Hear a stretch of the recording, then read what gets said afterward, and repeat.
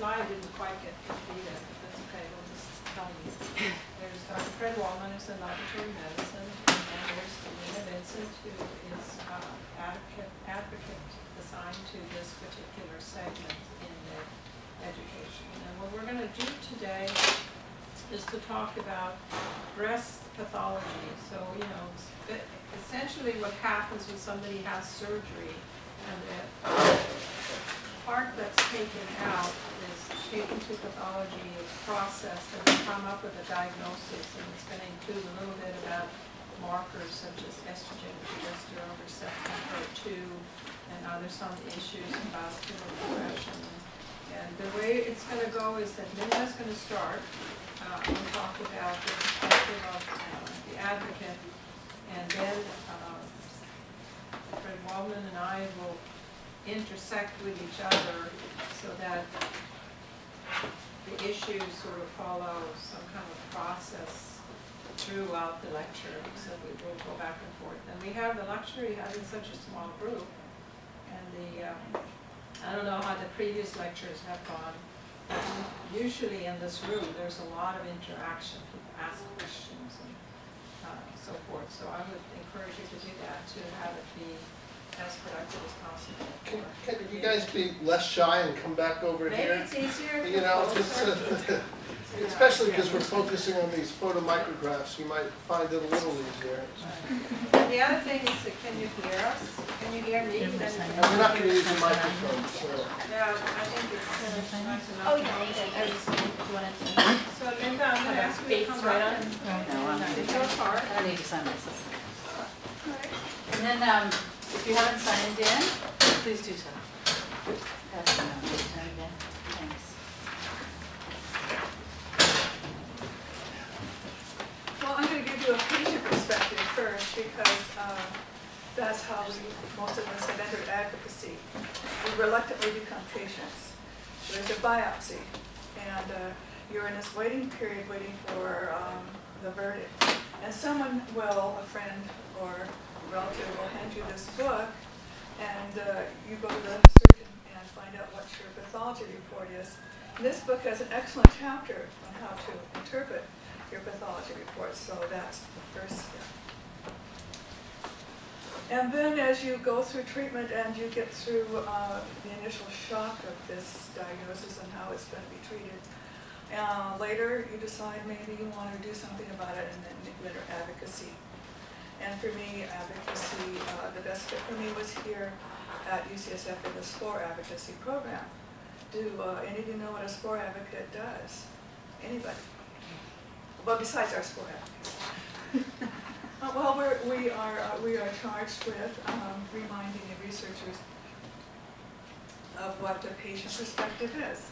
So we become patient-consumer advocates, and specifically, most of us here become research advocates. And we do sit on Komen reviews and vote.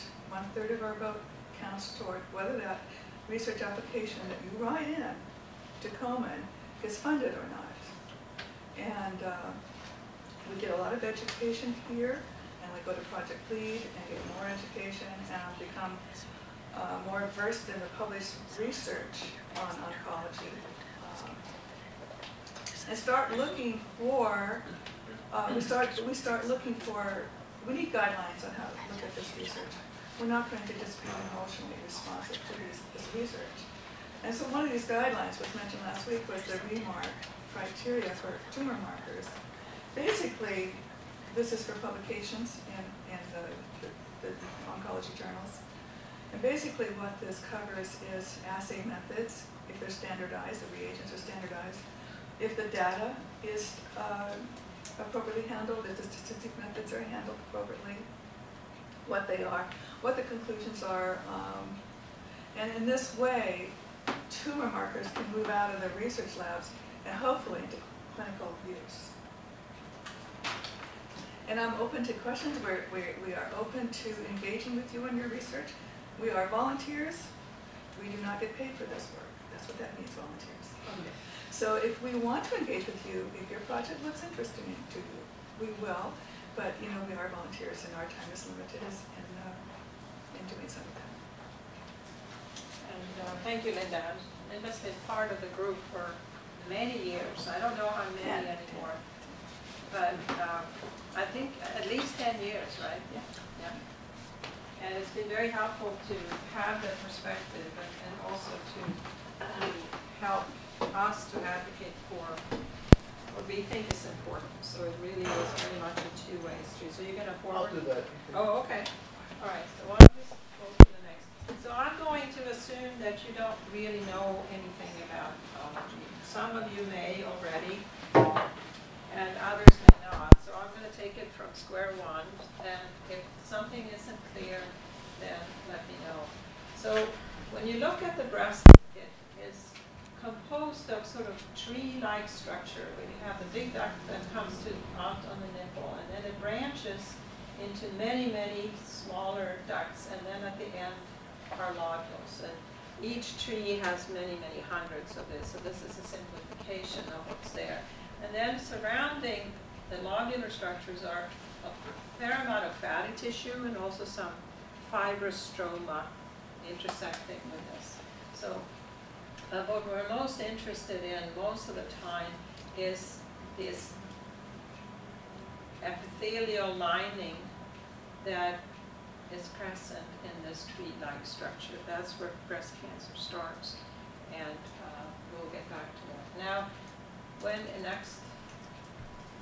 this is a little bit slightly different picture of the same thing, with some lesions intersected with it. So you have this one tree here with a duct coming to the nipple and then occupying a part of the breast. And most people have somewhere between 7 and 15 of these tree-like systems in a single breast.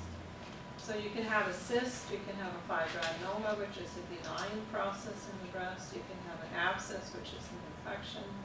You can have what's called, used to be called fibrocystic disease. It's been changed to fibrocystic change because it's not considered to be a disease process at this time. You can have a cancer. And all of these have different appearance when we look at them in the microscope next.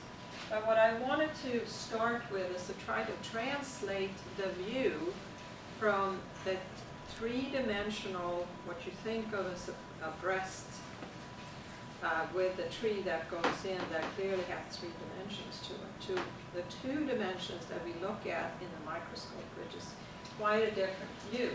So next, say we have one of these branching structures here, and then we take a piece of tissue out of that area, and the orientation of that is going to be random. We don't really know what the direction of the duct is, so we just take, because we can't see the ducts, are too small to see with the naked eye, so we just take a piece of this, and it's sort of like a rectangle about 3-4 millimeters thick, and then you cut a very thin section from this, and what's going to be projected on the slide typically is a cluster here from the lobule that came from this end part of the system there.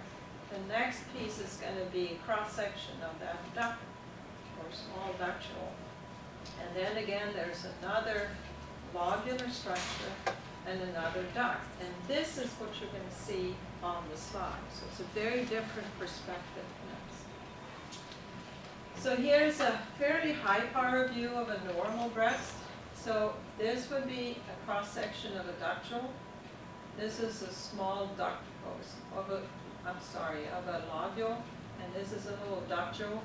And this ductule may not belong to this lobule. It may belong to something up here. So you can, when you see the cross-section, you can't really say which ductile or which duct is associated with which lobular structure, because there's a lot of overlap between these different trees. So here's another small ductule, and this looks like it's part of a lobule, and here's another lobule. Next. Britta, are you going to talk about the other cells that one can see in this photomicrograph as well?